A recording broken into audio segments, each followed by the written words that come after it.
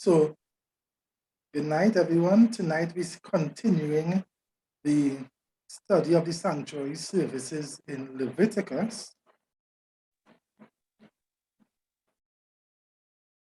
And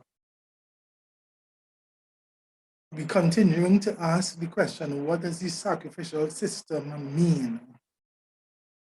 Selected Messages, Book 1, page 231 says, the children of Adam present the earliest example of the two different courses pursued by men with regard to the claims of God.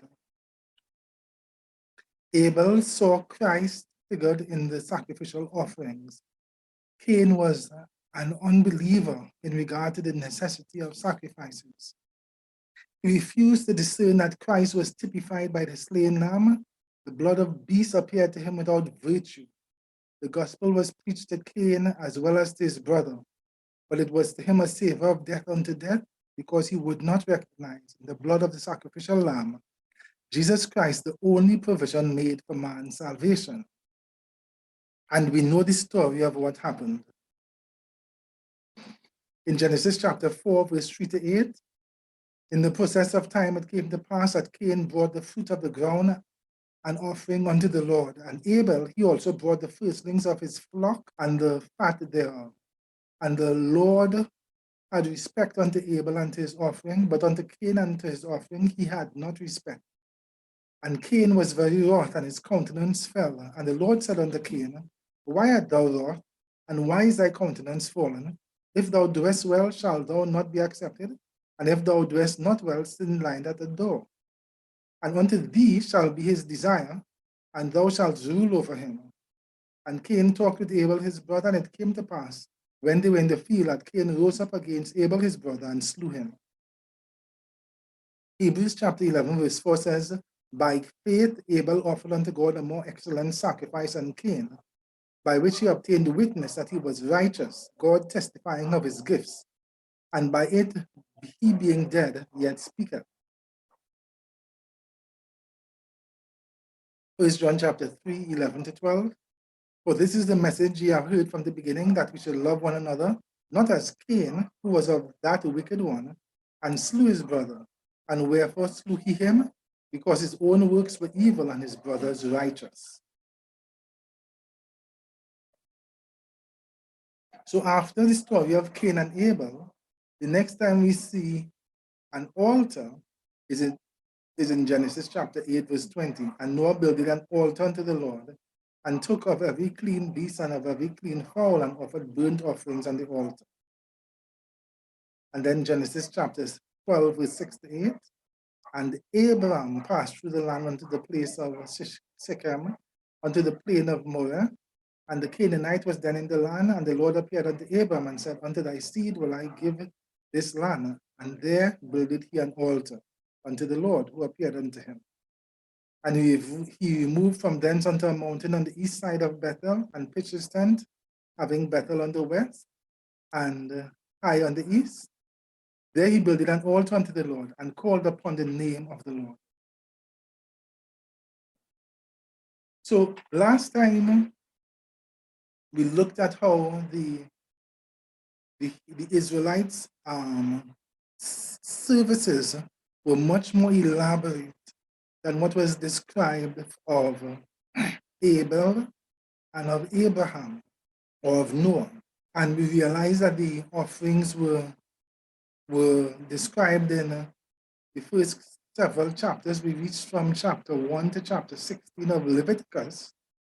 So we talked about burnt offerings, and we noted that they were normally voluntary for individuals, specified for the whole congregation.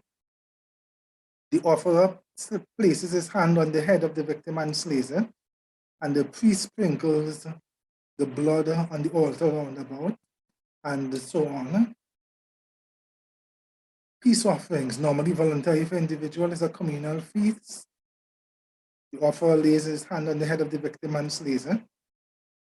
Sin offerings, required when anyone sinned through ignorance and on special occasions for the congregation. And in this case, the offerer lays his hand on the head of the victim and slays it. And if it's for the priest or the congregation, the priest sprinkles the blood before the veil in the holy place and placed some on the horns of the golden altar.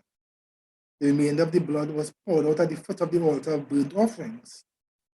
For the ruler of our common people, blood was placed on the horns of the altar of burnt offering.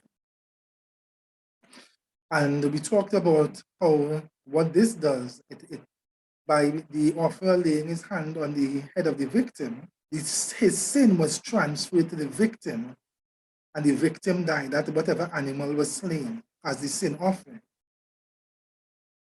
And then the blood was now poured out or placed on the horns of the altar. And what this did is it transferred the sin from the individual to the animal, to the altar, to the tabernacle. Trespass offering, prescribed in case of known sin. The procedure was more or less the same as for the sin offering, except the blood was sprinkled round about the altar instead of being put up on the horns of the altar. And again, the offerer laid his hands on the head of the victim and slayed it. Meal offerings were non-bloody offerings, that's grain and so on. Generally, the priest would burn a handful of flour with oil and frankincense, or a portion of prepared bread with oil, and then the remainder goes to the priest. So what happened in some of the cases of offering, the priest would eat some parts of it, and by the priest eating, the responsibility of his sin again was transferred to the tabernacle to the priest. We looked at the Day of Atonement. We read through the entire Day of Atonement. And what I have here is just basically a summary of what is found in Leviticus chapter 16, from verse 3 to 10. Aaron was to offer his bullock for the sin offering for himself and for his house. 2 goats were then presented before the Lord at the door of the tabernacle, and God chose between the 2 goats by Lot's cast. One was for the Lord's goat and the other for the goat for Azazel, representing the devil. The Lord's goat was to be killed as a sin offering, and the goat for Azazel presented alive before the Lord to make atonement with him. And then he was let loose for or as Azazel in the wilderness. The King James translates goat for Azazel as scapegoat. But the conventional understanding of a scapegoat as taking one's place is erroneous. The Lord's goat, not the scapegoat, was a sin offering slain from the congregation, just as Christ died for our sins, and his blood was offered at the mercy seat of the Ark of the Covenant to make atonement. Christ bore our sins and paid our penalty, death, while the devil's goat was bound and banished, just as the devil will be bound for 1,000 years and left in an uninhabited wasteland, Revelation 20. Now, the word atonement is found several times, as we saw in the last presentation. When you make your offering, your sin offering and so on, that is to make atonement. And yet, even though that atonement was made during the daily service, when you offer your sin offering or your trespass offering and so on, still atonement was required to be made once a year, at the end of the year, on the Day of Atonement. Why? Why is atonement already made and still we have to make atonement? So what we would have to understand, therefore, is that the Day of Atonement completes the atonement. Atonement was made, but it was provisionally made. The blood was offered in the sanctuary, but this just transferred a record of sin from the individual to the sanctuary, and then that record of sin needs to be eliminated. So from verse 11 to 28, we get some more detail. The bullock was killed for sin offering by the high priest for atonement for himself and his house. The censer full of burning coals taken from fire from the altar before the Lord. Incense carried within the veil and put in the fire before the Lord. The blood of the bullock sprinkled on and before the mercy seat. The goat of the sin offering, Lord's goat, was killed for the people, and its blood carried within the veil, and the same done, sprinkled on and before the mercy seat. And look at what it said: to make atonement for the holy place because of the uncleanness of the Israelites and because of their transgressions, and for the tabernacle of the congregation that remaineth among them in the midst of their uncleanness. The priest then went out unto the altar before the Lord to make atonement for it, and put the blood of the goat and the bullock upon the horns of the altar round about. The blood was sprinkled 7 times to cleanse it and to hallow it from the uncleanness of the Israelites, so that on the Day of Atonement, this is a process of cleansing the sanctuary with the blood of the Lamb. So whereas on the daily service, the blood of the sacrificial offerings transfer the guilt and of the sins to the sanctuary, on the Day of Atonement, the blood of the sacrificial, in this case the goat, representing the blood of Christ, the Lamb of God, the blood cleaned the record of sin from the tabernacle, and it therefore atoned for, it completed the atonement by getting rid of the record of sin. But what happened with the record of sins when it was cleansed from the sanctuary? Well, when finished reconciling the holy place and the tabernacle of the congregation and the altar, the live goat for Azazel was brought, and the sins of the Israelites confessed on him and put on his head. Then the goat was sent away by a hand of a strong man. And then the priest washed his flesh and then offered burnt offerings, and then the fat of the sin offering burnt on the altar. In the same chapter, another summary is given.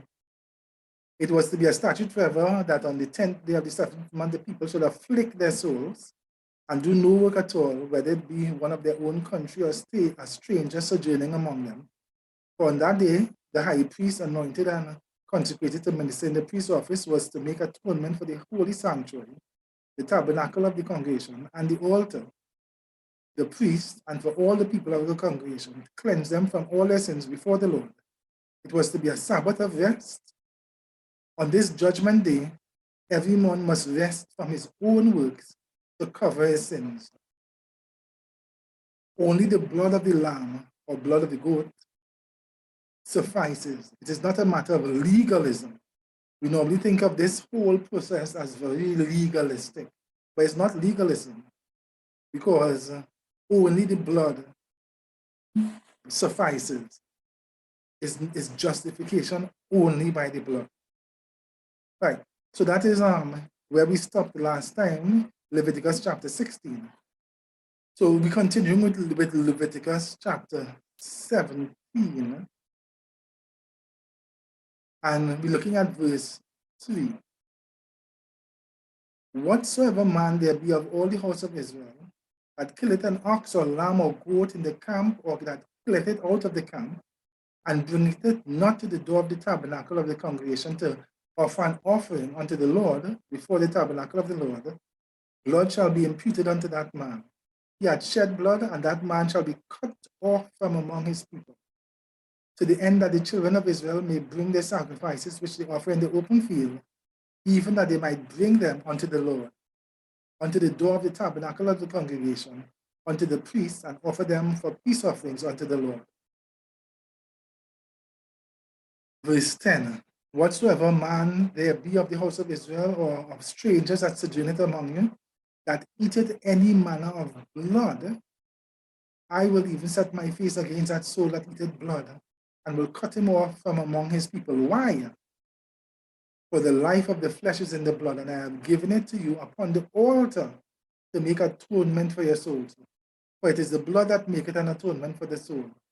Therefore I said unto the children of Israel, no soul of you shall eat blood, neither shall any stranger that sojourneth among you eat blood. Verse 14, for it is the life of all flesh, the blood of it is the life thereof. Therefore I said unto the children of Israel, you shall eat the blood of no manner of flesh, for the life of all flesh is the blood thereof. Whosoever eateth it shall be cut off. And then instructions about what to do with animals that died of itself, or with corn, with beasts, and so on. And this here we find is linked to Acts chapter 15, where the Jerusalem council said, wherefore my sentence is that we trouble not them, which from among the Gentiles are turned to God. But that we write unto them that they abstain from the pollutions of idols and from fornication and from things strangled and from blood. Verse 28, for it seemed good to the Holy Ghost and to us to lay upon you no greater burden than these necessary things, that you abstain from meats offered to idols and from blood and from things strangled and from fornication, from which if you keep yourselves, you shall do well, fare you well. Why from things strangled?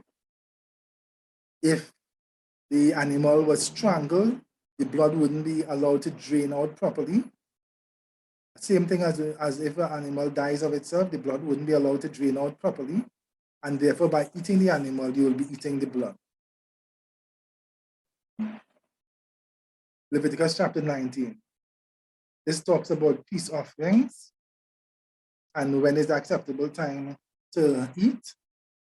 And we found in Leviticus chapter 21, this is talking about how the seed of Aaron, who are the priests, they are the ones who are supposed to eat any of the offerings of the Lord.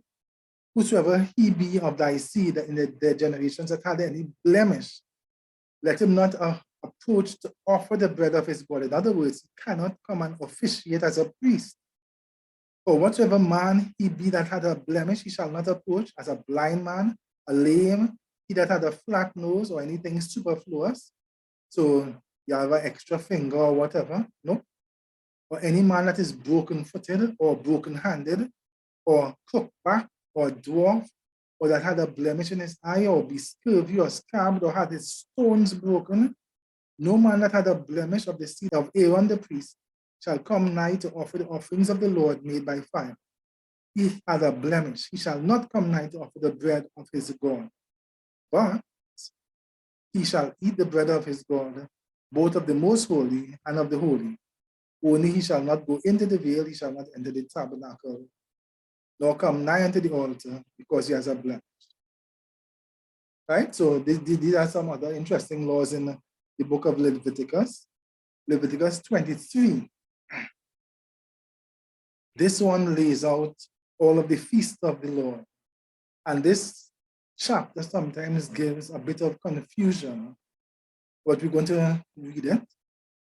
And the Lord spoke unto Moses, saying, speak unto the children of Israel, and say unto them concerning the feasts of the Lord, which ye shall proclaim to be holy convocations, even these are my feasts.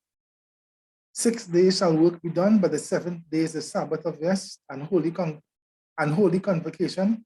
Ye shall do no work therein. It is the Sabbath of the Lord in all your dwellings. Verse 4.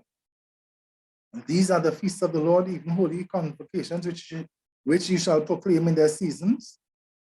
In the 14th day of the first month even is the Lord's Passover, and on the 15th day of the same month is the feast of unleavened bread unto the Lord. 7 days you must eat unleavened bread. In the first you shall have an holy convocation. You shall do no servile work therein, but you shall offer an offering made by fire unto the Lord 7 days. In the 7th day is an holy convocation. You shall do no servile work therein.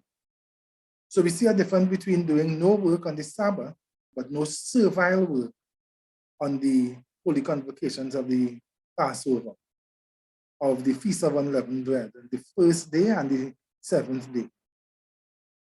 Verse 9, and the Lord spake unto Moses, saying, speak unto the children of Israel, and say unto them, when you be come into the land which I give you, and shall reap the harvest thereof, then you shall bring a sheaf of the first fruits of your harvest unto the priest, and he shall wave the sheaf before the Lord to be accepted for you.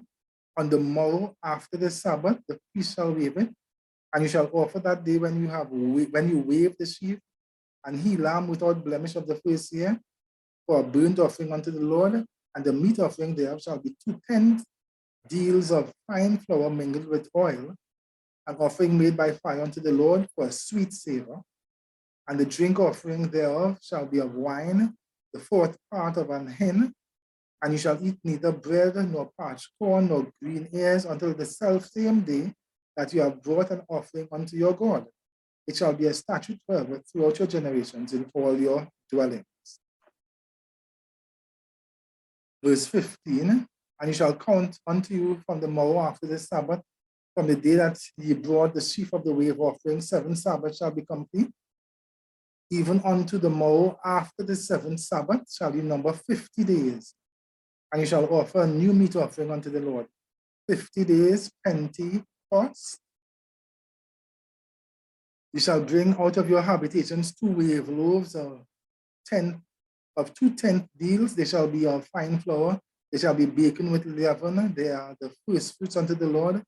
And you shall offer with the bread 7 lambs without blemish of the first year, and 1 young bullock and 2 rams. And they shall be for a burnt offering unto the Lord with their meat offering and their drink offering, an offering made by fire of sweet savor unto the Lord. Then you shall sacrifice 1 kid of the goats for a sin offering, and 2 lambs of the first year for a sacrifice of peace offerings. And the priest shall wave them with the bread of the first fruits for a wave offering before the Lord, with the 2 lambs. They shall be holy unto the Lord for the priest, and you shall proclaim on the selfsame day that it be a holy convocation unto you. You shall do no servile work therein. It shall be a statute forever in all your dwellings throughout your generations. And when you reap the harvest of your land, you shall not make clean riddance of the corners of thy field when thou reapest, neither shalt thou gather any gleanings of thy harvest. Thou shalt leave them unto the poor and unto the stranger. I am the Lord your God. Verse 23. And the Lord spake unto Moses, saying, Speak unto the children of Israel, saying, In the 7th month, in the 1st day of the month, ye shall have a Sabbath, a memorial of blowing of trumpets, and holy convocation. You shall do no servile work therein, but you shall offer an offering made by fire unto the Lord. And the Lord spoke unto Moses, saying, Also, on the 10th day of the 7th month, there shall be a day of atonement. It shall be a holy convocation unto you, and ye shall afflict your souls, and an offering made by fire unto the Lord. You shall do no work in that same day, for it is a day of atonement to make atonement for you before the Lord your God. For whatsoever soul it shall be that shall not be afflicted in that selfsame day, he shall be cut off from among his people. And whatsoever soul it be that doeth any work in that same day, the same soul will I destroy from among his people. You shall do no manner of work. It shall be a statute forever throughout your generations in all your dwellings. It shall be unto you a Sabbath of rest, and you shall afflict your souls in the 9th day of the month at even. From even unto even shall ye celebrate your Sabbath. And the Lord spoke unto Moses, saying, Speak unto the children of Israel, saying, The 15th day of the 7th month shall be the Feast of Tabernacles for 7 days unto the Lord. On the 1st day shall be an holy convocation. You shall do no servile work therein. 7 days shall you offer an offering made by fire unto the Lord. On the 8th day shall be an holy convocation unto you, and you shall offer an offering made by fire unto the Lord. It's a solemn assembly, and you shall do no servile work therein. These are the feasts of the Lord, which you shall proclaim to be holy convocations, to offer an offering made by fire unto the Lord, a burnt offering and a meat offering, a sacrifice and drink offering, everything upon his day, beside the Sabbaths of the Lord, and beside your gifts, and beside all your vows, and beside all your free will offerings, which ye give unto the Lord. Also, in the 15th day of the 7th month, when you have gathered in the fruit of the land, you shall keep a feast unto the Lord 7 days. On the 1st day shall be a Sabbath, and on the 8th day shall be a Sabbath. And you shall take you on the 1st day boughs of goodly trees, branches of palm trees, and boughs of thick trees, and willows of the brook. And you shall rejoice before the Lord your God 7 days. And you shall keep it a feast unto the Lord 7 days in the year. It shall be a statute forever in your generations. You shall celebrate it in the 7th month. You shall dwell in booths 7 days. All that are Israelites born shall dwell in booths, that your generations may know that I made the children of Israel to dwell in booths when I brought them out from the land of Egypt, for I am the Lord your God. And Moses declared unto the children of Israel the feast of the Lord. Okay, so all of those were feasts of the Lord, the Sabbath, and then the Passover, first fruits, Feast of Weeks, or Pentecost as they call it, trumpets, atonement, and tabernacles. But we notice that the Feast of Atonement, the Day of Atonement, like the Sabbath, the seventh-day Sabbath, you could do no work. That's interesting. So that is something that we were talking about and which we will get back to at another time. Now, in Exodus chapter 25, verse 21 to 22, there are some other things we note about the sanctuary in the Old Testament. God met with Moses, and we're going to ask the question, why would God meet with Moses? What was Moses' position in all this? Because as we will later discover, Moses was not the high priest. So God told Moses, thou shalt put the mercy seat above the ark, and in the ark thou shalt put the testimony that I shall give thee, and there will I meet with thee, and I will commune with thee from above the mercy seat, and from between the two cherubims which are upon the ark of the testimony of all things which I will give thee in commandment unto the children of Israel. Well, we also know that God met with Moses face to face and spoke with him directly. Exodus chapter 33, 7 to 11 tells us, Moses took the tabernacle. Now, even before the main tabernacle was built, there was a tent or tabernacle that Moses met with God in. And in Exodus 33, after the people sinned, he took the tabernacle and pitched it outside of the camp, far off from the camp. It was called the tabernacle of the congregation.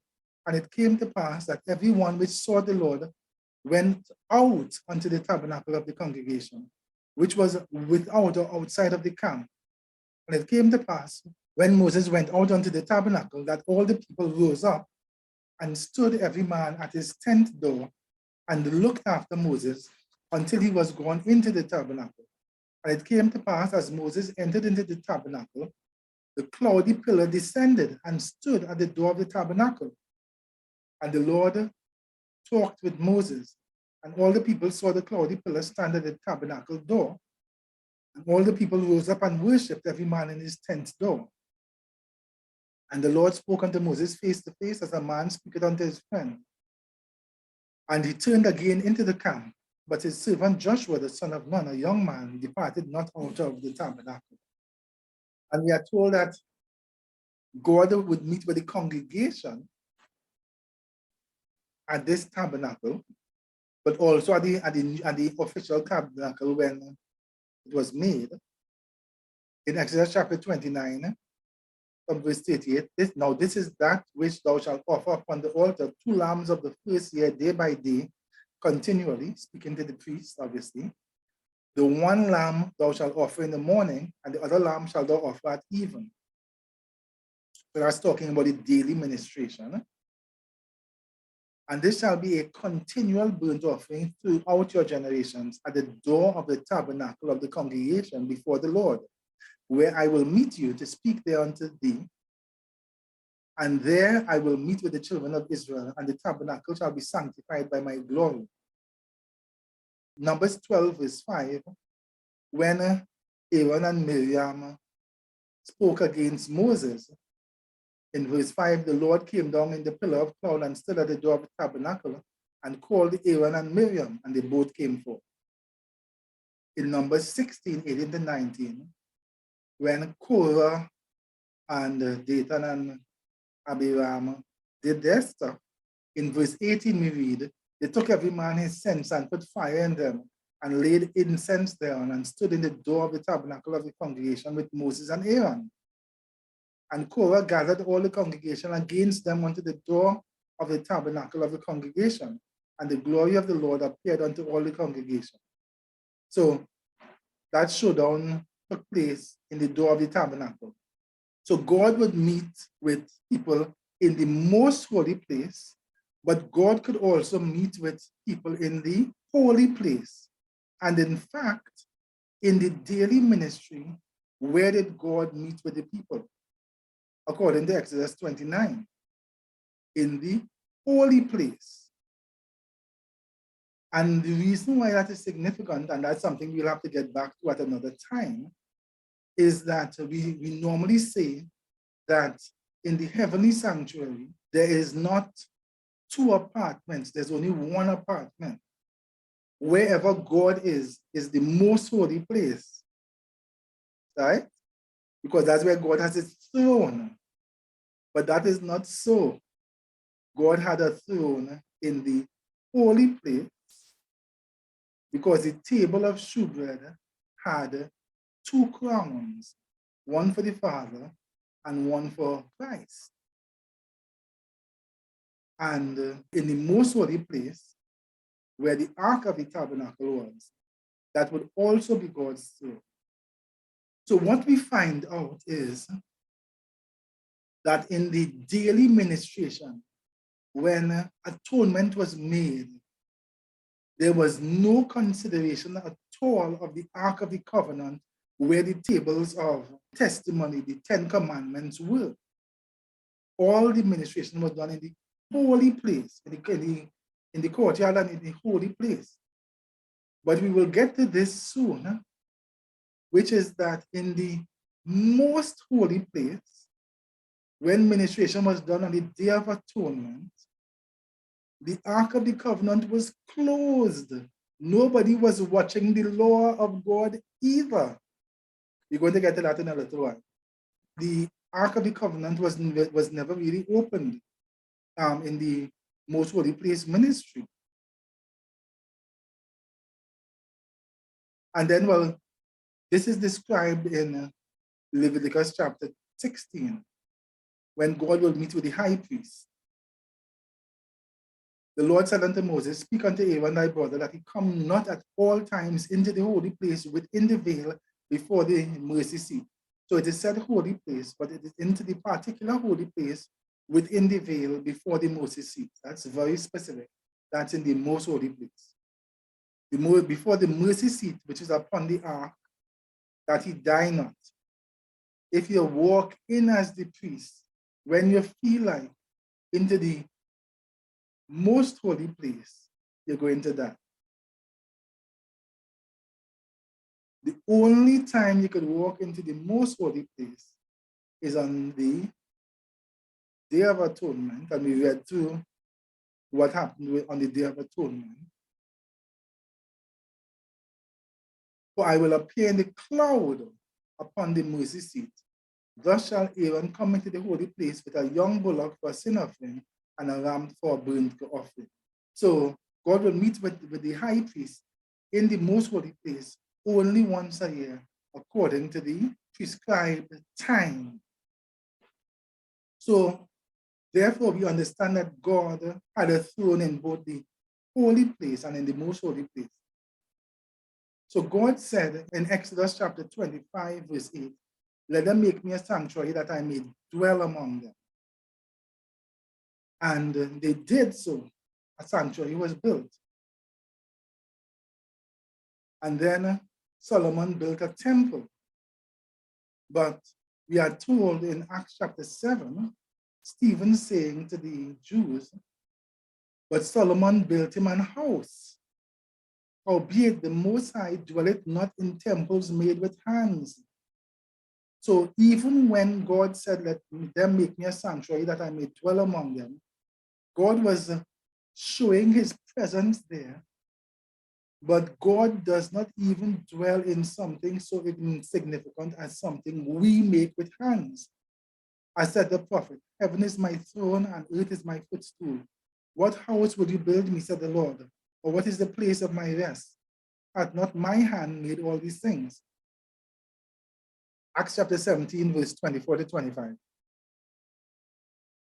God that made the world and all things therein, seeing that he is Lord of heaven and earth, dwelleth not in temples made with hands, neither is worship with men's hands, as though he needed anything, seeing as he giveth to all life and breath and all things. So God had them make a temple, a tabernacle, and then a temple. But what did this mean? And we read this before. Hebrews chapter 8, 1-6 says, now of the things which we have spoken, this is the sum. We have such an high priest who is sat on the right hand of the throne of the majesty in the heavens, that is God. We have a high priest at the right hand of God, the majesty in the heavens.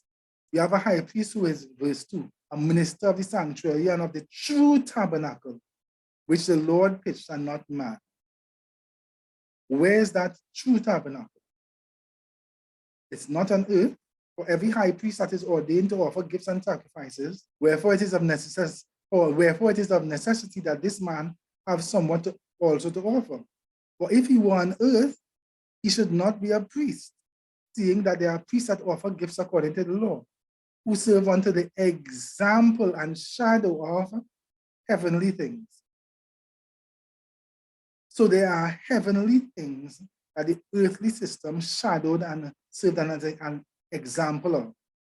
As Moses was admonished of God when he was about to make the tabernacle, for see, said he, that thou make all things according to the pattern showed to thee in the mount. So Moses would not have seen, or may not have seen, the actual heavenly tabernacle, but he was shown what he was to build, a pattern, because it was an example and shadow of the heavenly thing. But now, hath he, Jesus Christ, obtained a more excellent ministry, by how much also he's the mediator of a better covenant, which was established upon better promises. So now we're getting back to this question. Who was the mediator? We see that Christ is the mediator of the better covenant, but he's also the high priest. Is the mediator different from the high priest? Is it a different office from the high priest? So the question is, who was the mediator of the old covenant, and what was the responsibility of the mediator of the old covenant? Galatians 3 says, wherefore then serveth the law? It was added because of transgressions, till the seed should come to whom the promise was made, and it was ordained by angels in the hand of a mediator. Now, a mediator is not a mediator of one, but God is one. Because when you look back at it, you remember that there were things that were put into the tabernacle that were provided before the tabernacle was built and before the tabernacle was even ordained. The 10 Commandments, who got the 10 Commandments? Was it the high priest? No, Moses got that from God. So Galatians tells us that this law was ordained by angels in the hand of a mediator. Hebrews 9, verse 6 and 18-21. Now, when these things were thus ordained, the priest went always into the first tabernacle, accomplishing the service of God. So this is talking about after the tabernacle was set up, the priest always went into the first tabernacle, right? Who was the one who ordained it? It was ordained in the hands of a mediator. Verse 18 tells us about whereupon neither the first testament was dedicated without blood. For when Moses had spoken every precept to all the people according to the law, he took blood of calves and of goats with water and scarlet wool and hyssop and sprinkled both the book and all the people, saying, this is the blood of the testament which God has enjoined unto you. Moreover, he sprinkled with blood both the tabernacle and all the vessels of the ministry. So this was the ordaining of the tabernacle. Who did it? Moses did it. This is significant. Because if all of that happened on earth, is it supposed to happen in heaven? That's a question. And when was the tabernacle in heaven ordained with blood so that somebody could minister in the sanctuary in heaven? Good question. The Lord is in his holy temple. The Lord's throne is in heaven. Behold, his eyes behold, his eyelids try the children of men. Psalm 103, verse 19, the Lord has prepared his throne in the heavens and his kingdom ruleth over all.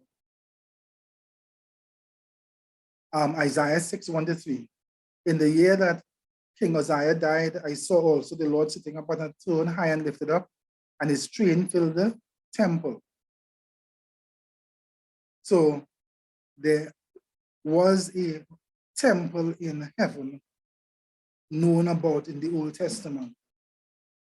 Ezekiel chapter 1 describes when Ezekiel got a vision, the heavens were open, and I saw visions of God. In the 5th day of the month, verse 2, which was the 5th year of King Jehoiachin's captivity, the word of the Lord came expressly unto Ezekiel the priest, the son of Buzi, in the land of Chaldeans by the river Kibar. And the hand of the Lord was there upon him. Right.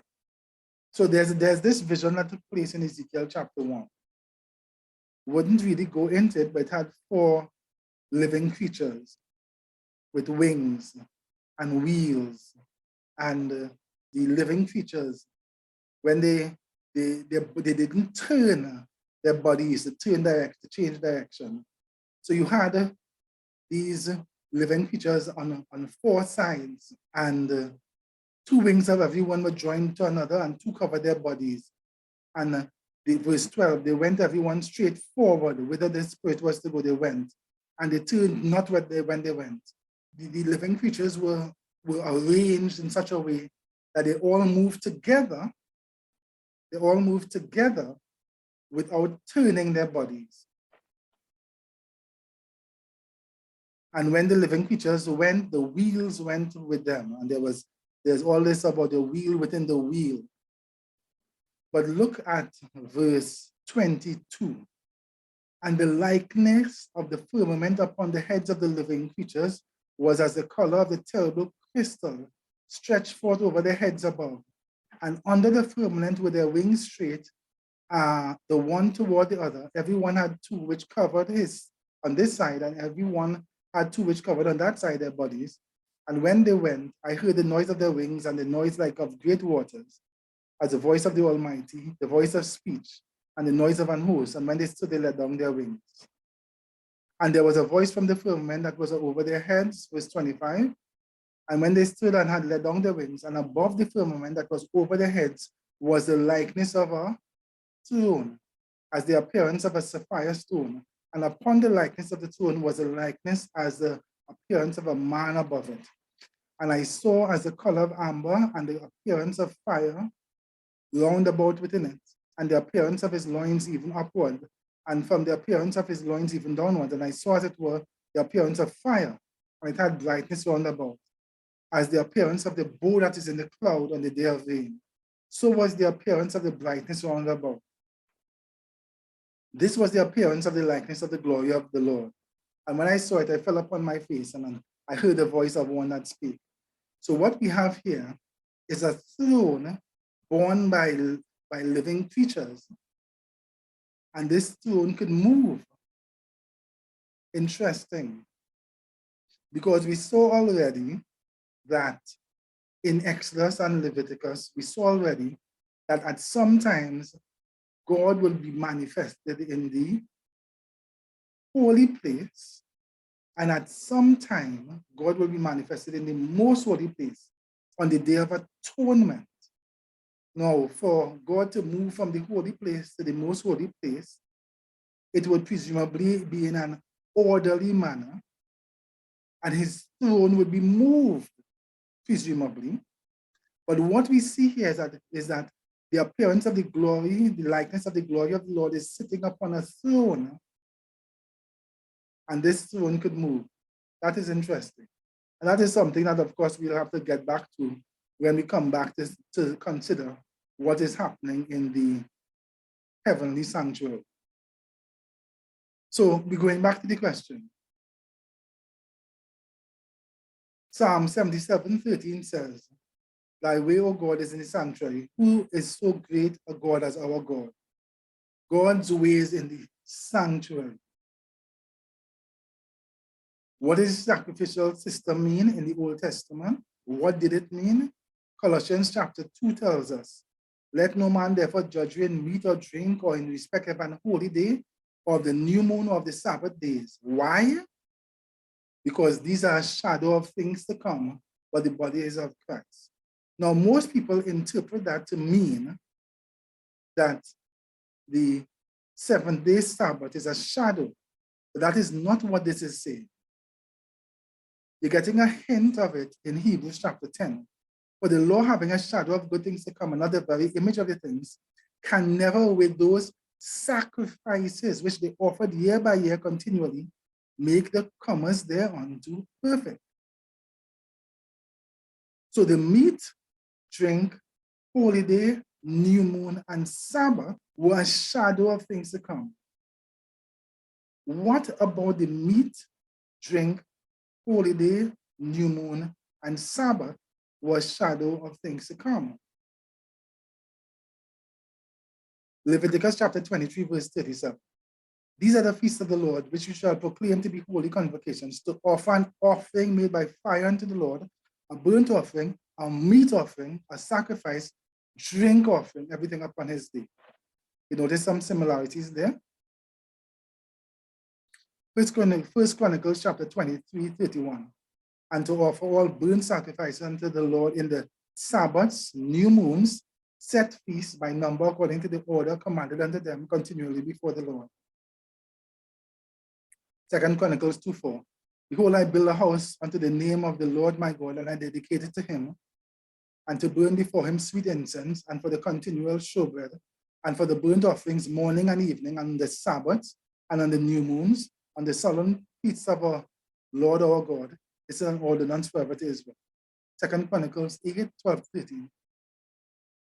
Even a certain rate every day, offering according to the commandments of Moses on the Sabbaths, new moons, the solemn feasts 3 times in the year, even in the feast of unleavened bread, and in the feast of weeks, and in the feast of tabernacles. 2 Chronicles 31:3.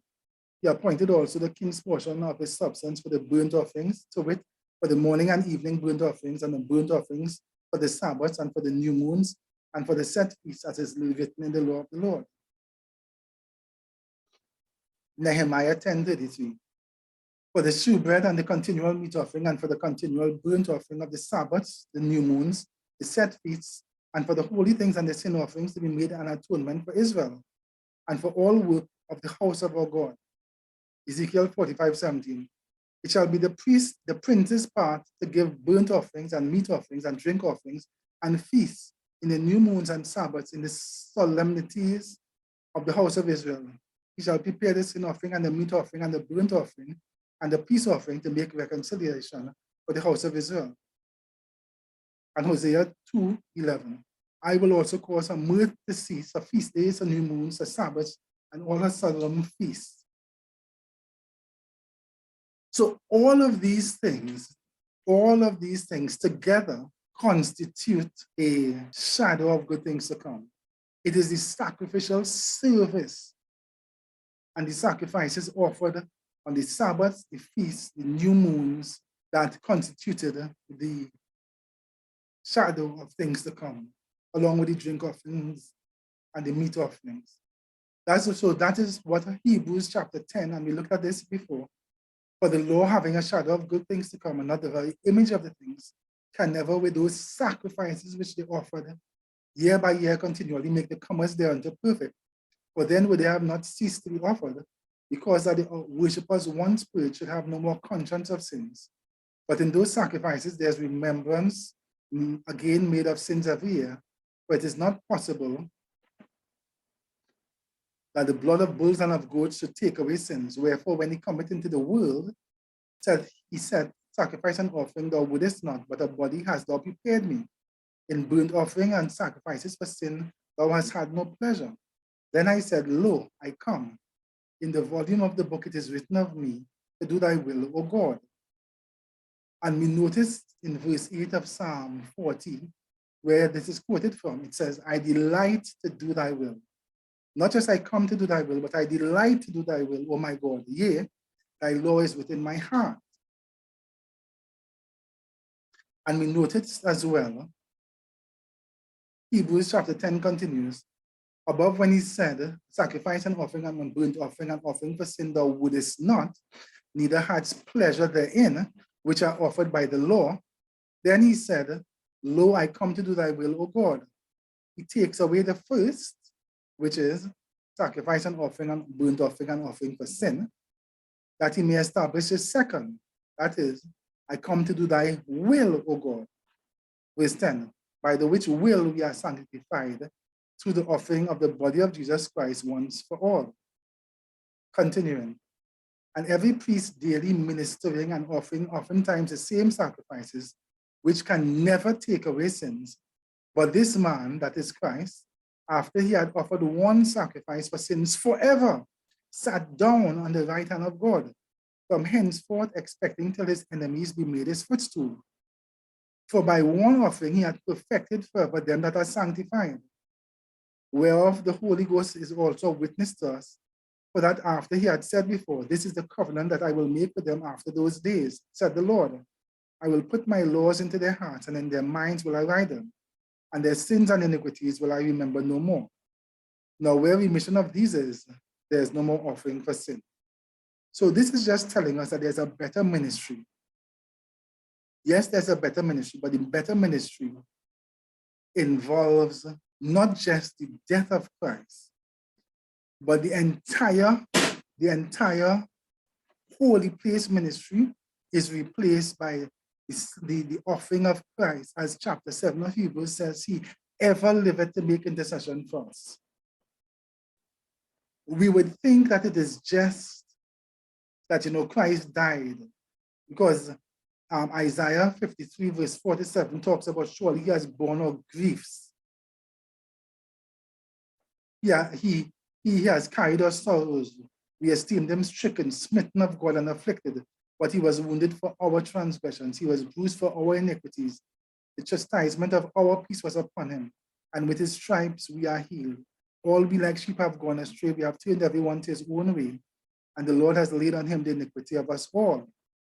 He was oppressed, he was afflicted, and yet he opened not his mouth. He has brought as a lamb to the slaughter, and as a sheep before his shearers is dumb, so he opened not his mouth. That was Christ. John 1:29, behold the Lamb of God, which taketh away the sin of the world.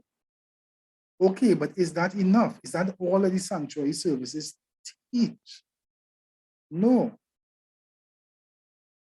1 Peter chapter 1, 18 to 20 tells us that we are not redeemed with corruptible things as silver and gold from our vain conversation, but with the precious blood of Christ as a lamb without blemish and without spot, who verily was foreordained before the foundation of the world, but was manifest in these last times for you. But that is not all. Romans 5, 8 to 11 says, but God commended his love towards us in that while we were yet sinners, Christ died for us. Much more than being now justified by his blood, we shall be saved from wrath through him. For if when we were enemies, we were reconciled to God by the death of his son, much more, being reconciled, we shall be saved by his life. And not only so, we also join in God through our Lord Jesus Christ, by whom we have now received the atonement. So some people say, right, well, we don't have to worry about no atonement day. We have received the atonement. But we remember that in the Old Testament, they received the atonement in the daily service when they brought their sin offering or trespass offering. And yet, they still had to wait for their sins to be cleared from the tabernacle on the Day of Atonement. So there was a completed atonement that was not complete. There was more that still needed to be done.